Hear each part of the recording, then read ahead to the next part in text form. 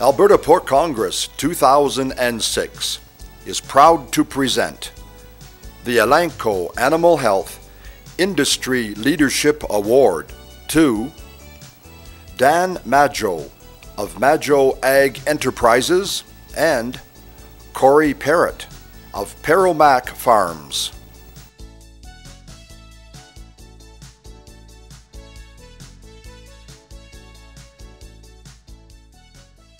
My name's Corey Parrott.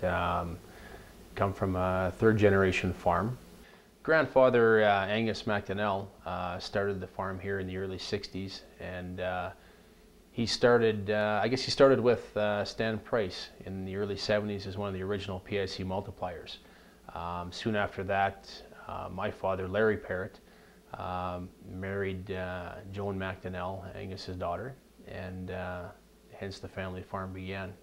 We're now running into third generation and hope to carry it on to the fourth generation. It was 1999. We expanded the original farm to an off-farm site and built Pero West, which is another 450 sow unit, farrow to finish.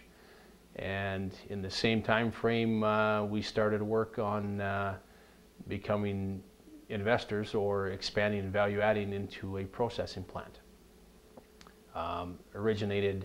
We bought a small abattoir in 2000, ran it for a couple of years, and then decided to upgrade it to a brand new federal facility, which was built and co-owned by another neighboring farm, and that today stands as Sturgeon Valley Pork. Co-winner and partner Dan Maggio shares his story. The Maggio farm today is a third-generation farm, founded by Tobel and Ida Maggio. The second generation was Oscar and Angeline, which is my father, and third being Dolores and Dan, which is myself, and my brother Victor and Leslie. When I grew up, the farm was a dairy farm. Mom and Dad milked cows and grain farmed, and as the boys came in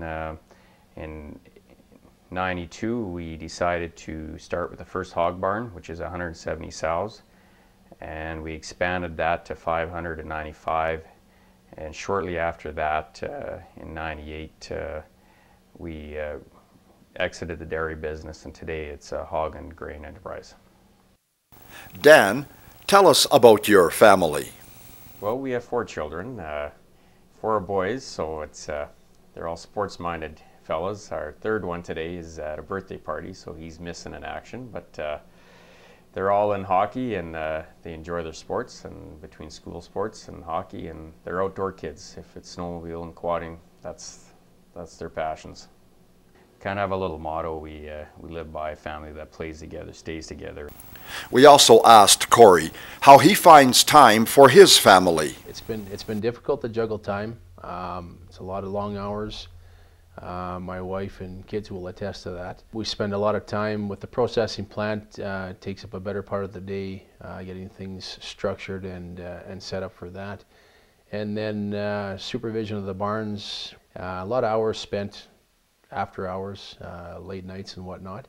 And in between that, with kids and sports, and of course time for the wife and family is very important. We just make time for it. Corey, how did Peromac adapt to changes in the pork industry in the late 90s? We got out of grain farming and focused on the second site to go strictly into hog production. And then furthermore, with the downturn in the hog prices in '98, we really realized that something had to be done for the family farm to survive.